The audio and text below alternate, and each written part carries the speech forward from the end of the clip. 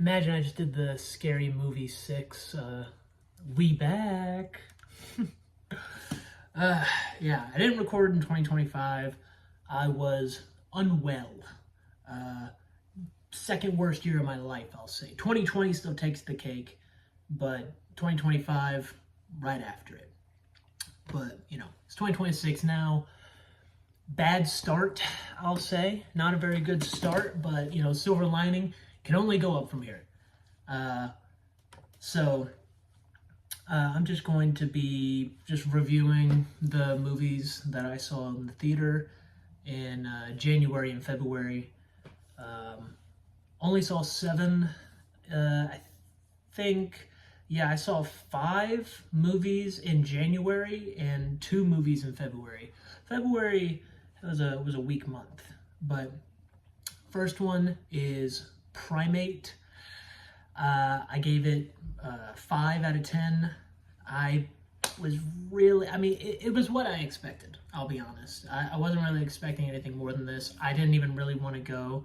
I went because my friend wanted to go, but it had like a few scary, tense scenes, but for the most part, it was a little boring. I enjoyed like the drama with the girls, but that stopped once the monkey business started going down. They had tried to have a story like with the dad being in a meeting and stuff, and I just did not care. Next is 28 Years Later, The Bone Temple, my favorite movie of the year so far. Ralph Fiennes, really good as Dr. Kelson, Jack O'Connell as Jimmy, that kid as Spike, I don't know his name. One thing that I didn't love about this compared to the first one, the lack of Aaron Taylor Johnson. Oh, I love Aaron Taylor Johnson, and I really liked him in the first movie. I missed him in this one, but I feel like his role in the story was filled by Jimmy. So it wouldn't make sense to have like both like father figures be there. Even like Kelson could also technically be considered a father figure. Speaking of Kelson, had my favorite scene in the movie with that meeting with the devil scene. That like dance number he does, so good. I gave this movie an 8 out of 10. I loved it so much. Next, I saw Return to Silent Hill. I don't have much experience with the Silent Hill movies. The most I have is I've had like my friend come over and I played a little bit of Silent Hill 2, I think. And it was the one that the movie's actually based on. So I think that's Silent Hill 2. The James actor, I don't think he really embodied James. The Mary actress, I think she did a good enough job as Mary, but I don't think her and James had enough chemistry. I liked the part with Eddie. The vibe and the atmosphere was really cool. Everything looked kind of cool.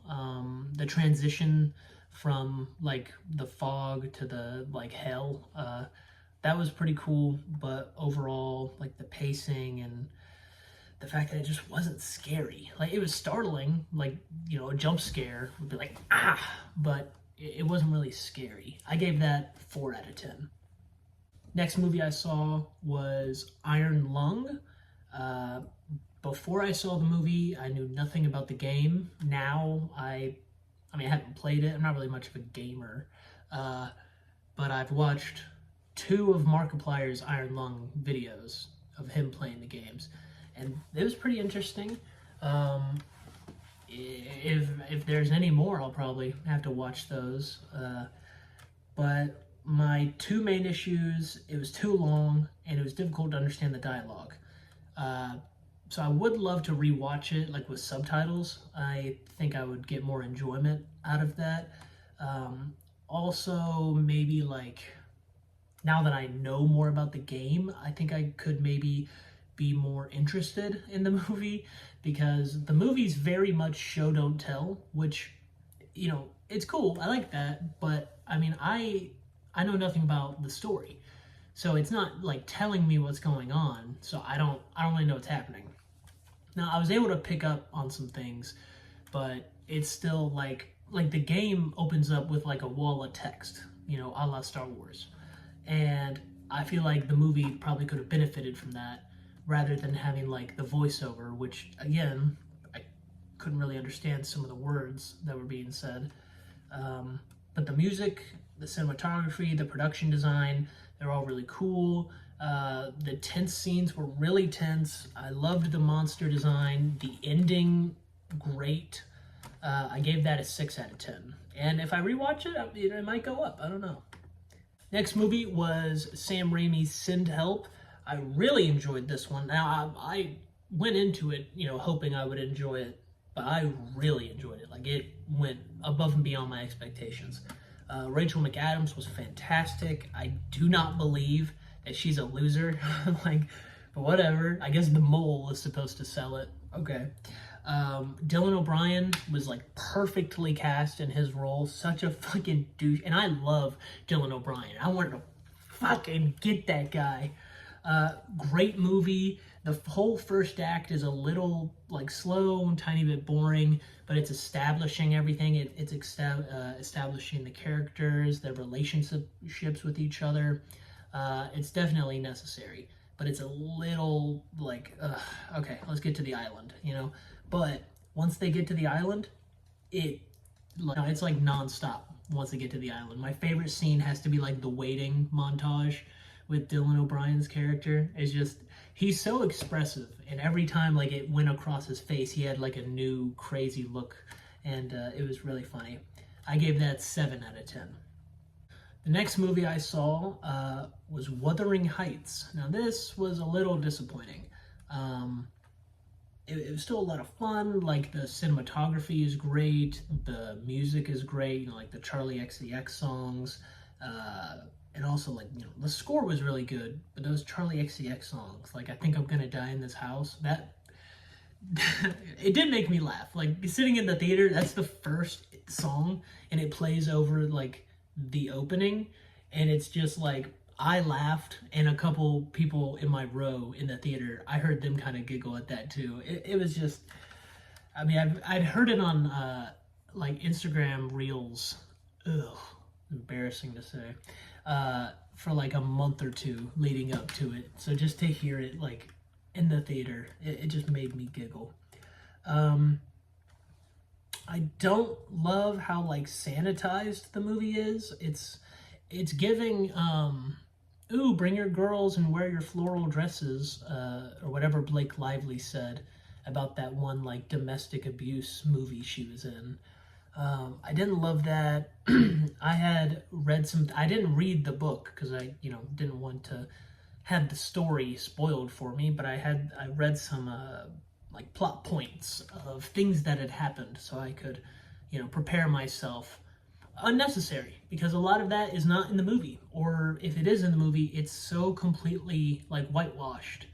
And like, there's a relationship between Jacob Elordi's character and this woman that he weds, basically to try and get back at Margot Robbie's character. And in the book, it's like full on like abuse apparently, and in the movie, it's like she's really kinky and she acts like a dog, and he treats her like a dog. But like she's into it in the movie, you know? And so Jacob Elordi's character, Heathcliff, he's like, oh, okay, well, he's not a bad guy because she's into it, you know? It's just, I was expecting something dark, and I wanted that, and I did not get anything really close to that. Like I said, it looks fantastic and it sounds great. I think Margot Robbie would have been really good in this role like 10 years ago. I hate to say that, but like, I mean, Catherine is supposed to be like, what, 20? And she's like 40. It's just like, it's a bit much, you know? And, you know, Jacob Elordi's like 30, so at least he's closer to the age that his character is supposed to be than she is. But even still, with Jacob Elordi, with Heathcliff, would have preferred maybe someone not white, you know? I don't really care what race the Heathcliff is, but just not white. So I gave Wuthering Heights a 6 out of 10. The last movie is Psycho Killer. Now, this is a bad movie, but I had a lot of fun with it. The Talking Heads Psycho Killer song would have been perfect, and it's not in the movie, not even in the credits or anything. There's no way they could have afforded it. I mean, just looking at how this movie looks, but it would have been fun. I did like the music in the movie, though. It was like rough and intense, and it worked for the story they were telling. I laughed a lot, which, I mean, is maybe not great that I'm laughing at your like horror movie, but when I laugh, I'm having fun, so I don't really care. The dialogue is not good. I put here, this feels like a first draft script. Yeah, a lot of the dialogue is what I imagine like placeholder dialogue would be. Of like, well, I'll just have like the character say this so that like the vibe of what I want the character to say is written down, and then I'll come back and I'll refine it. But then they never did that, and so it's just rough.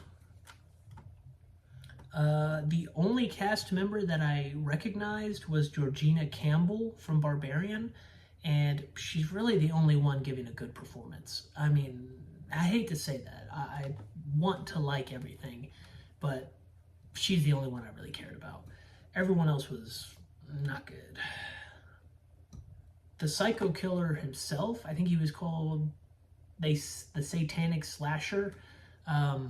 He was really cool. The mask, I like the idea, but it's not really made well enough. Like, it looks really cheap.